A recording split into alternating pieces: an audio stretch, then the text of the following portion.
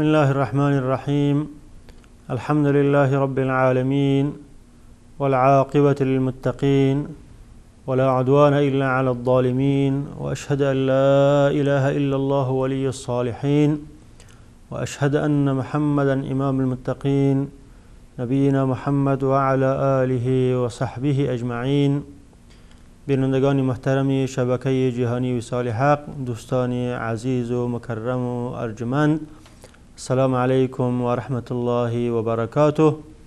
در قسمت 62 برنامه احکام فقهی در پرتوی احادیث نبوی خدمت شما دوستان عزیز هستم با بیان احکام سجده سهو. در دو قسمت گذشته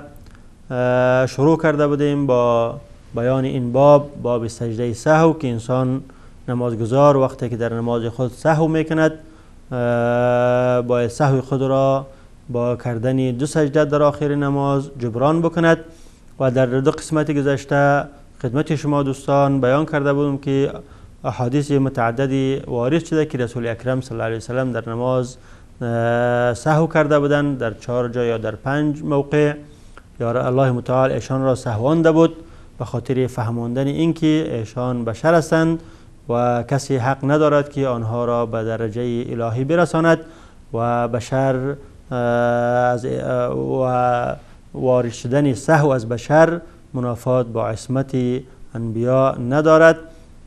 و همچنین به خاطر بیان حکم برای امت که وقتی که از آنها سهو وارد می شود باید حکمش این است که او را با کردن دو سجده جبران کنند. و در مواضعی که از رسول اکرم صلی الله علیه وسلم سهو ازشان وارد شده بود، این احادیث را در قسمت گذشته با بیان احکام و اختلاف علما که سجده را قبل از سلام گشتاندن بکنند یا بعد از سلام گشتاندن، این احکام را در روشنایی احادیث گهربار رسول اکرم صلی الله علیه وسلم در قسمت های گذشته خدمت شما بیان کرده بودم. و این قسمت ما هم ادامه امو مطلب سابق است که علما چند قاعده درباره سجده سهو بیان کردند در روشنایی احادیث رسول اکرم صلی الله علیه وسلم. قاعده و یا حکم اول این است که آیا سجده سهو بعد سجده سهو دوباره نمازگزار تشهد را اعاده بکند یا نکند. جمهور علما رأیشان این است که اگر سجده را قبل از سلام گشتاندن بکند در او صورت حق اعاده کردن را ندارد، دوباره اعاده نمیکند، بلکه اولا سجده میکند و بعد از تشهد سجده میکند و بعد از او سلام میگرداند. اما علمای احناف که قائل به این هستند که سجده باید بعد از سلام گشتاندن بوده باشد، اول سلام میگرداند و بعد از او سجده میکند، آیا بعد از سجده کردن دوباره تشهد بخواند نخواند؟ در اینجا احناف و امام احمد در یک روایت قولشان این است که دوباره تشهد را اعاده میکند. البته این هم واجب نیست، یعنی افضل است که اعاده بکند. همچنین امام مالک هم در این یک روایت به این قول دارند که سنت است که اعاده بکند، اعاده کند افضل است، چون حدیثی از عمران بن الحسین روایت شده. حدیث را هم امام ترمذی و امام حکیم و امام ابو داود روایت میکند که عمران بن الحسین رضی الله عنه فرمودند ان النبی صلی الله علیه وسلم صلی بهم، که رسول اکرم صلی الله علیه وسلم به ایشان نماز خواندند، فسها فسجد سجدتین ثم تشهد، که آنها سهو کردند و بعد در آخر نماز دو سجده کردند و بعد دو سجده دوباره تشهد خواندند ثم سلم و دوباره سلام گشتاندند. اما جمهور علما که قائل به این هستند که سجده سهو در سجده سهو دوباره تشهد اعاده نمیشه، گفتند که این حدیث در سندش شخصی ضعیف است و این حدیث در مقابل احادیثی که ما مثلا قبلا بیان کردیم که حدیث عبدالله بن بحینه متفق علیه است و همچنین حدیث ذو الیدین که متفق علیه بود و همچنین حدیث عبدالله بن مسعود و عمران بن حسین. این همه احادیثی که از رسول اکرم صلی الله علیه و سلم سهو ایشان را بیان میکند و در این احادیث ذکری برای تشهد دوم نآمده که دوباره رسول اکرم صلی الله علیه و سلم تشهد را خوانده باشند. لذا خواندن تشهد گفتند که نیست در سجده سهو. جمهور علما وقتی که انسان سهو میکند اگر قبل از سلام سجده سهو را انجام بدهد یا بعد از سلام در هر دو صورت تشهد نیست. اگر بعد از سلام سجده سهو را انجام داد فقط دو بار دیگه سلام میگردن طرف راست چپ خود، بار دوم سلام میگردن، اما تشهد نیست. و قاعده دوم یا حکم دوم که علما در باب سجده سهو بیان کردن او این است که الشاک فی الصلاة یبنی علی الیقین و یسجد للسهو. کسی که در نماز شک میکند باید به یقین عمل بکند و بعد از او سجده سهو در آخر نماز بکند. به این معنا که شخصی اگر در نماز خود سهو میکنه که آیا 2 رکعت خونده یا 1 رکعت، 1 رکعت از او یک چیز یقینی است، باید ظن خود را با 1 رکعت، نماز خود را با 1 رکعت بنا بکند و 1 رکعت دیگه هم بخواند و در آخر به خاطر که شک کرده سجده سهو باید بکند. و همچنین شخصی که مثلا در نماز 4 رکعتی سهو میکند که آیا 3 رکعت خونده یا 4 رکعت، اشتباه میکند که آیا 3 رکعت خونده یا 4 رکعت، یقینا 3 رکعتش یقینی هست و 4 رکعتش شک است، به یقین عمل میکند و 3 رکعت را اعتبار میدهد و رکعت 4 را میخواند و در آخر سجده سهو میکند. و این مطلب در حدیثی که امام مسلم و امام احمد او را از صحابی جلیل القدر ابی سعید خدری رضی الله عنه روایت کردن بیان شده که حضرت ابو سعید خدری رضی الله عنه میفرمایند که قال رسول الله صلی الله علیه وسلم، رسول اکرم صلی الله علیه وسلم فرمودند اذا شك احدكم في صلاته فلم يدري كم صلى 3 ام 4. یکی از شما وقتی که در نماز خود شک میکند، سهو میکند، یعنی در شک میافتد که 3 رکعت خونده یا 4 رکعت، فلیطرح الشک ولیبنی علی ما استیقن. باید شک را از خود دور بکند و آنچه که یقینی است نماز خود را بر او بنا کند. 3 رکعت مثلا پیش یقینی است، او در رکعت 4 شک کرده، رکعت 4 را او طرف، یعنی شک را او طرف بیاندازد و رکعت 4 را باید بخواند و آنچه که یقینی است 3 رکعت است به او بنا بکند. ثم یسجد سجدتین قبل ان یسلم. پیش از اینکه سلام میگرداند 2 سجده میکند و بعد از او سلام میگرداند. فإن كان صلى 5 شفعنا له صلاته. اگر این شخص 5 رکعت خونده باشد، یعنی اگر شکی از او مثلا یقین بوده باشد که رکعت 4 بود و یقینی بگردد و رکعت دیگه که خوانده 5 شود، در این صورت شفعنا له صلاته. این 2 سجده سهو که داخل کرده، این 2 سجده سهو قائم مقامی 1 رکعت برازی می شود و نمازش شفع می گردد. نمازش مثل از اینکه 6 رکعت نماز خوانده باشد که 4 رکعت فرض و 2 رکعت دیگه از او هم نفل حساب می شود. و این کان صلى تماما کانت ترغیما للشیطان. اگر نماز 4 رکعت تکمیل شده باشد، به این معنا که شک 3 رکعتی از او مثلا یقینی بوده باشد و رکعت 4 را که خوانده 4 رکعت نماز تکمیل شده، در این صورت سجده سهو که میکنه 2 سجده سهو، این میگه ترغیما للشیطان، این به خاطر اهانت و اذلال شیطان است. ترغیم از رغم انف گرفته شده، یعنی مالیدن بینی در خواب در خاک، رغام که خاک را گفته می شود که مالیدن بینی در خاک کنایه از است که کنایه از اهانت و اذلال است. به این معنا که اگر این شخص که در بین 4 رکعت 3 رکعت اگر شک کرد و یقینی 3 رکعت است، باید یک رکعت دیگه بخواند. اگر رکعت دیگه که این خوانده 5 رکعت حساب شود، سجده که میکند 2 سجده، این 2 سجده هم قائم مقام 1 رکعت می شود که 6 رکعت می شود، نمازش شفع می شود، 4 رکعت نمازش فرضی می شود، 2 رکعت نمازش نفلی. اما اگر 3 رکعتش، اگر 1 رکعتی که خوانده 1 رکعت همون 4 رکعت بوده باشد، به این معنا که 4 رکعتش تکمیل شده و این 2 سجده که میکند به خاطر اذلال و توهین شیطان که بر یزید وسوسه کرده، به خاطر اذلال شیطان 2 رکعت سجده 2 سجده سهو رو در آخر نماز انجام میدهد. و این رأی جمهور علمای مذاهب و جمهور مذاهب 4 و همچنین از روایت از ابوبکر و عمر و ابن مسعود این روایت شده که شخصی که در نماز سهو کند باید بنا به یقین بکند. به این معنا که در بین 3 رکعت 4 رکعت سهو کرد، 3 رکعت یقینی است، با اخذ به او میکند. در بین 2 رکعت و 3 رکعت سهو کرد، 2 رکعت یقینی، 1 رکعت یقینی است، اخذ به او میکند و در آخر سجده سهو را انجام میدهد. و این در احادیث دیگری هم وارد شده، از جمله حدیث است که امام ابو داود او را از صحابی جلیل القدر و همچنین امام ترمذی و امام احمد از عبدالرحمن بن عوف روایت میکند که ایشان فرمودند سمعت رسول الله صلی الله علیه و سلم یقول، من از رسول اکرم صلی الله علیه و سلم شنیدم که میفرمودند إذا شك أحدكم في صلاته فلم يدري واحدة صلى أو اثنتين فليجعلهما واحدة. وقتی که یکی از شما در نماز خود شک کند و نداند که یک رکعت خوانده یا دو رکعت، او را به یک رکعت قرار بدهد و یک رکعت دیگه هم بخواند و در آخر سجده سهو بکند. و اذا لم يدري ثنتين صلى ام ثلاثا فليجعلهما ثنتين. و همچنین وقتی که در بین دو رکعت و سه رکعت شک کرد، او را دو رکعت قرار بدهد و رکعت سوم را هم بخواند. و اذا لم يدري ثلاثا صلى ام اربعا فليجعلهما ثلاثا. و همچنین در بین سه رکعت و چهار رکعت که شک کرد،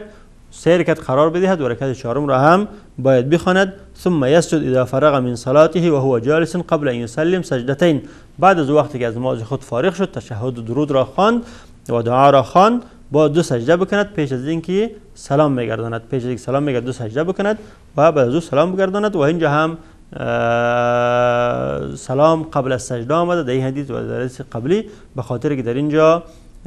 نقصان در واجب آمده، شک در نقصانی از اوست که یا سه رکعت یا چهار رکعت خوانده یا دو رکعت یا یک رکعت خوانده، شک در نقصان است. لذا قبل وقتی که در نقصان آمد، قبل از سجده کرد، قبل از سلام دادن سجده میکنه و بعد از او سلام میدهد. و عده از علما قولشان این است که وقتی که به این شکل اگر سهو کرد، نماز خود را دوباره اعاده میکند و سجده سهو نمیکند. و دلیل گرفتن به حدیثی که در معجم کبیر از امام طبرانی در معجم کبیر روایت کرده که از عباده بن صامت که ایشان فرمودند ان رسول الله صلی الله علیه و سئل عن رجل سها فی صلاته فلم يدري كم صلى. که رسول اکرم صلی الله علیه و از شخصی پرسیده شد در نماز خود سهو میکنه، نمیدونه که چند رکعت خوانده. فقال لیعید صلاته ولیسجد سجدتین قاعدا. و رسول اکرم صلی الله علیه و فرمودند که نماز خود را دوباره اعاده کند و بعد از او در آخر سجده سهو کند، نماز مکمل اعاده کند و باز در آخر سجده سهو کند. لیکن علما این حدیث را ضعیف دانستند و در مقابل احادیثی که در صحاح آمده در این ضعیف است و اعمال به احادیث میشه که در متفق علیه و در صحاح آمده و صحت از او در نزد علمای حدیث ثابت شده. و همچنین عده علما فرق کردن بین از اینکه شخصی عادت داره که همیشه سهو میکنه و شخصی که بار اول از او سهو وارد میشه. کسی که برای بار اول از او سهو وارد میشه گفتن که باید اعاده کنه، و اما کسی که مبتلا به این سهو است همیشه سهو میکنه و باز او اعاده نمیکنه، بنا به یقین آنچه که یقین است به او اخذ میکنه و نماز خود را تکمیل میکنه و داخل نماز سجده سهو میکند. و علمای احناف گفتن که وقتی که شک در نماز خود که سه رکعت خوانده یا چهار رکعت، دو رکعت خوانده یا یک رکعت، در او صورت بر غالب ظن خود عمل میکند، گمان خود را در کار میاندازد که غالب ظنش به هر چیزی که رسید به اون عمل میکنه. اگر غالب ظنش به این رسید که سه رکعت خوانده به سه رکعت، غالب ظنش به چهار رکعت خوانده به چهار رکعت عمل میکنه و در آخر سجده سهو میکند. و آنها دلیل گرفتن به حدیث عبدالله بن مسعود که قبلا خدمتش عرض کردم که رسول اکرم صلی الله علیه و آله در آخر حدیث فرمودن ولیتحرى الصواب. گفتن که معنای ولیتحرى الصواب این است که با غالب ظن خود عمل بکند، لیکن جمهور علما گفتن که معنای ولیتحرى الصواب این نیست. معنای ولیتحرى الصواب این است که آنچه که یقینی است به او عمل بکند که سه رکعت است یا یک رکعت است، و آنچه که شک است که دو رکعت یا چهار رکعت است او را به او عمل نکند و اگر دو رکعتی باشد به یک رکعت عمل بکند و رکعت دوم را تکمیل بکند، و اگر چهار رکعتی باشد به سه رکعت عمل بکند و رکعت چهارم را تکمیل بکند و در آخر سجده سهو بکند. به هر حال قول جمهور علما بنا به احادیث صحیح که از رسول اکرم صلی الله علیه و آله وارد است همیست که وقتی که انسان نمازگزار در نماز خود شک میکند بین دو رکعت و سه رکعت و یا سه رکعت و چهار رکعت و یا سه رکعت و چهار رکعت و یا دو رکعت سه رکعت با کمترین عدد عمل میکند که و یقینی است و نماز خود را بعد از او تکمیل میکند و در آخر قبل از اینکه سلام میدهد دو سجده سهو میکند و بعد از او سلام میگرداند. و بعد از دیدن یک برنامه کوتاه دوباره خدمت شما هستیم با ادامه این مطالب سجده سهو و ما باشید.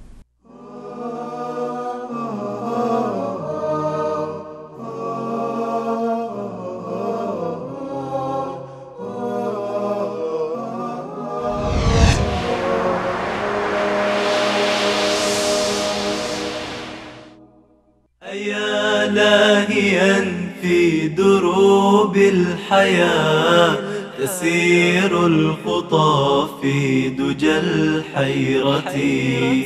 وتقضي الزمان بغير اعتبار. ويحك أبصر من الغفلة ولا تك يوم مع السابرين وتحيا بعيدا عن السنة ودع نزوة أو مكانا مريبا. وحاذر أخي من الزلة. رو پای راستش از شده میزنه و گل، یه گل دیدنی و دیگه از شر این بازی یکی خلاص شدیم. چقدر خوب زد ضربه‌شو. از حسین ابن علی رضی الله عنهما روایت شده که رسول الله صلی الله علیه و آله و سلم فرمودند همانا الله متعال کارهای ارزشمند و مهم را دوست می‌دارد و کارهای پوچ و بیهوده را نمی‌پسندد. ای خلق مشین.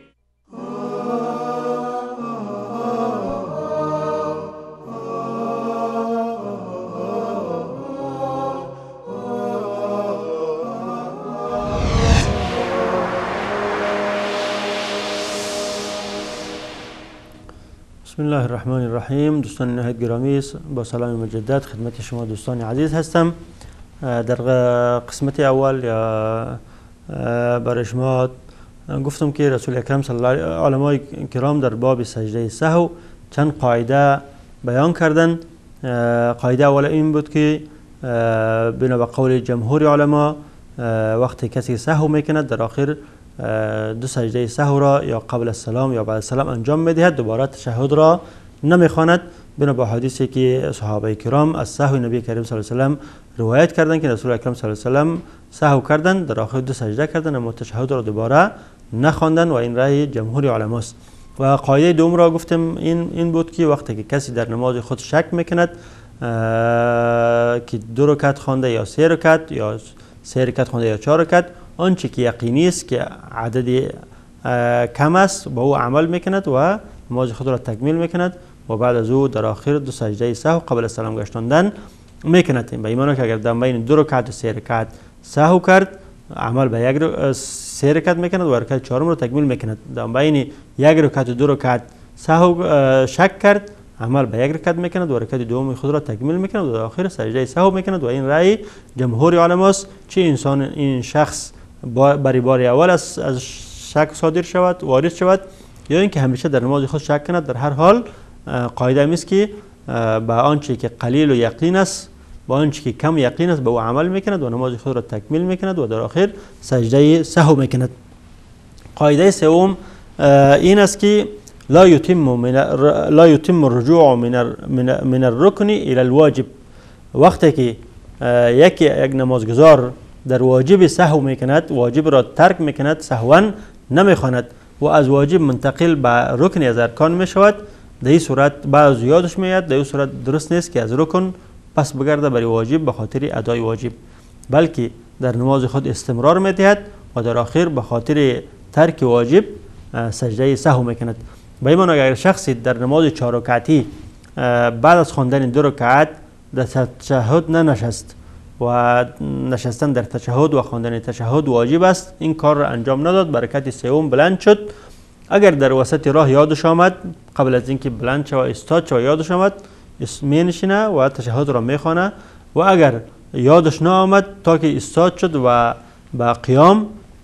بعد از اینکه استاد شد با قیام در این صورت قیام رکن است، بعد از یادش آمد درست نیست که از قیام دوباره به تشهد برگرده چون قیام رکن است، تشهد واجب است. و همچنین شخصی بعد از خواندن سوره فاتحه ضم سوره نکرد و به رکوع رفت و بعد از اینکه به رکوع رفت یادش آمد که ضم سوره نکرده، دوباره حق نداره که برگرده به خاطر ضم سوره چون رکوع رکن از ارکان نماز است اما ضم سوره واجب است بنا به قول بعضی علما و بنا به قول بعضی علما سنت است. و این مطلب را رسول اکرم صلی الله علیه و سلم در حدیثی که امام ابو داود و ابن ماجه و همچنین امام دارقطنی از صحابی جلیل القدر مغیره بن شعبه رضی الله عنه روایت کردند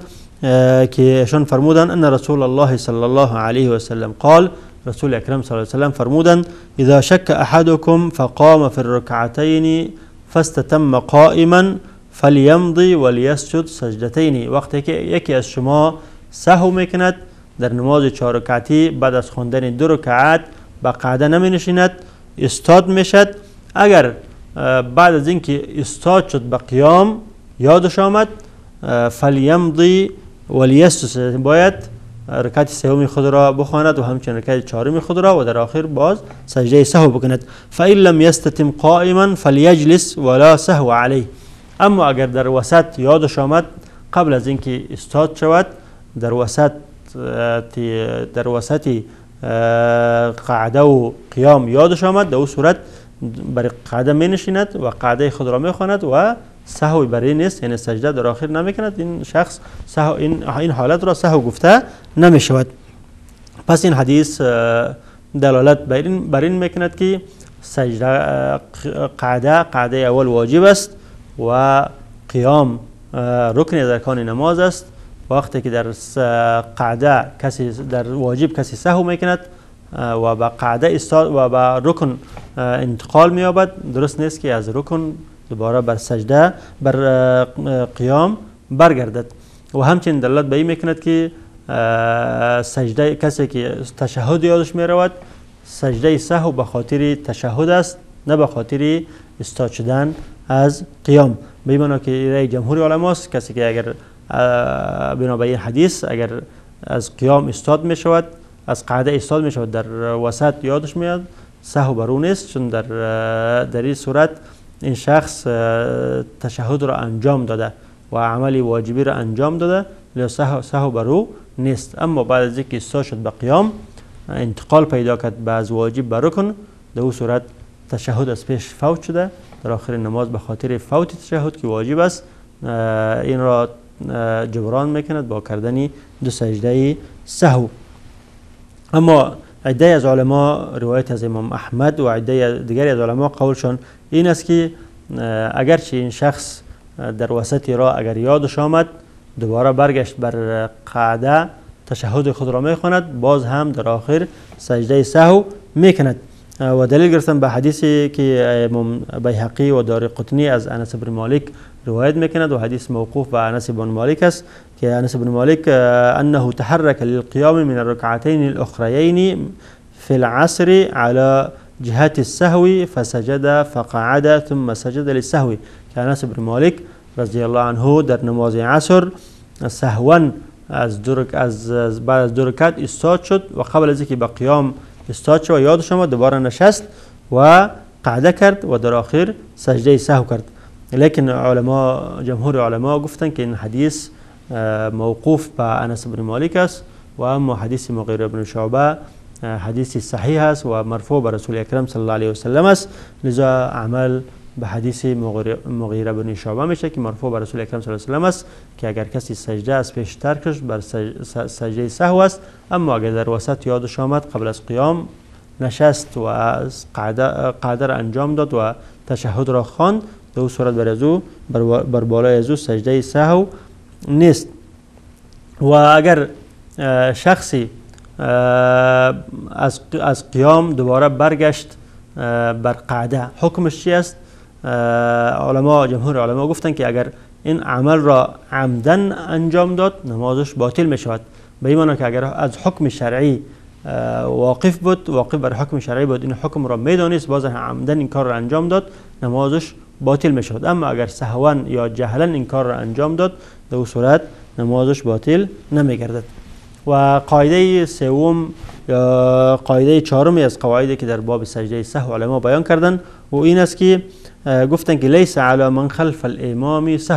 سهو، کسی که در پشت امام نماز میخواند بر بالای از او سجده سهو نیست. اگر مقتدی یا مؤتم در نماز خود سهو میکند بر بالای از او سجده سهو نیست. اما اگر او سهو نکرد امام سهو کرد، باز سهو امام هم بر بالای خودش است هم بر بالای مقتدی ها. اما اگر مقتدی سهو کرد نه بر خودش سجده سهو است و نه بر امامش. و این مطلب در حدیثی که عمر خلیفه دوم عمر بن الخطاب رضی الله عنه روایت میکند و حدیث هم در سنن بیهقی است که رسول اکرم صلی الله علیه و سلم فرمودند لیس علی من خلف الامام سهو، کسی که پشت امام نماز میخواند بر بالای از او سجده سهو نیست اگر در نماز خود سهو کند. فاین سهل امام فعلیه و علی من خلفه، اما اگر امام سهو کرد هم سجده سهو بر بالای خود امام واجب است و هم بر بالای مقتدیای از او. برخلاف مقتدی وقتی که سهو میکند نه سجده سهو بر خودش واجب میشود و نه بر امامش. و همچنین روایت دیگر امام دارقطنی با الفاظ کمی مختلف روایت میکند که فرمودند و این سها من خلف الامام فلیس علیه سهو والامام کافیه، اگر کسی که در پشت امام مقتدی استاد است در نماز خود سهو میکند بر بالای از او سجده سهو نیست و امام کفایت کننده از اوست. یعنی امام وقتی که پشت امام نماز میخواند اگر در نماز خود سهو کرد بر بالای از او هیچ سهوی واجب نیست. و این هر دو روایت دلالت به این قاعده میکند اگرچه علمای حدیث قول بر ضعف هر دو روایت دارند، گفتند که در اسناد این هر دو روایت اشخاص ضعیف موجود است، مگر علمای محققین از جمله امام البانی گفتند که اگرچه این هر دو روایت ضعیف است اما آنچه که از صحابه ثابت است و این است که هیچ وقت از صحابه کرام نقل نشده که در نماز جماعت که پشت رسول اکرم صلی الله علیه و سلم استاد بودن سهو کرده باشند. و این یک امر یقینی است که صحابه کرام حتما در نمازها سهو میکردند، در نمازهای جماعت که عقب رسول اکرم صلی الله علیه و نماز میخوند حتما سهو میکردند. اما این ثابت نیست که یکی از صحابه در نماز جماعت سهو کرده باشد. مادام که این ثابت نیست به این معنا که این قاعده کلی است. در زمان رسول اکرم صلی الله علیه و این قاعده بوده که رسول اکرم صلی الله علیه و که صحابه کرام وقتی که در نماز جماعت سهو میکردند سهو ازشان صادر میشد، سجده سهو نمیکردند. و این بنابراین این قاعده در نزد جمهور علما قاعده کلی است که وقتی که مقتدی سهو میکند بر بالای از سجده سهو لازم نیست. و قاعده چهارم در باب سجده سهو یا قاعده پنجم در باب سجده سهو این است که علما فرمودند که این اذا تعدد السهو فیکتفی بسجدتین، وقتی که در یک نماز از انسان نمازگزار چند سهو وارد میشه، 2 بار سهو میکنه، 3 بار سهو میکنه در یک نماز، باز فقط 2 سجده در آخر نماز 2 سجده سهو کفایت میکنه. ضرور نیست که برای هر سهوی 2 سجده بکند. یعنی اگر یک بار هم در یک نماز سهو کرد 2 سجده در آخر نماز انجام میده است 2 سجده سهو، اگر 2 بار هم سهو کرد بازم هم 2 سجده را انجام میده و اگر از او بیشتر هم سهو کرد هم 2 سجده در آخر نماز کفایت میکند. و این رأی جمهور علماست و دلیل گرفتن به حدیث ذوالیدین که رسول اکرم صلی الله علیه و سلم هم نماز 2 رکعتی را مثلا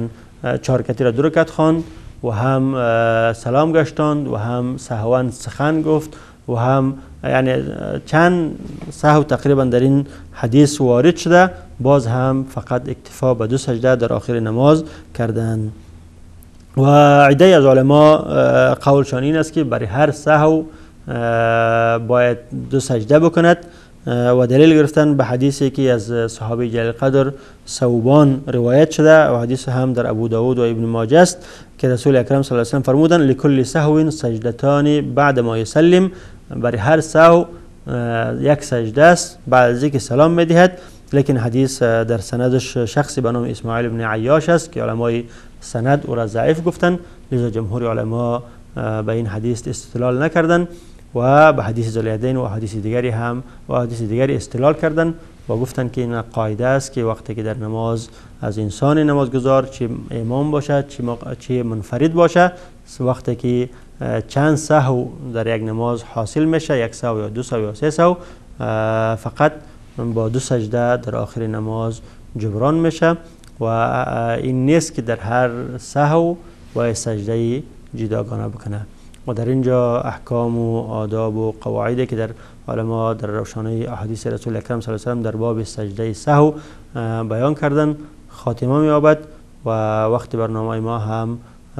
به اتمام رسیده و ان شاء الله در قسمت آینده با انواع دیگری سجده ها، سجده تلاوت، سجده شکر، در روشنای احادیث رسول اکرم صلی الله علیه و سلم با شما هستیم. تا با او وقت الله حافظ و نگهبانتان. السلام علیکم و رحمت الله و برکاته.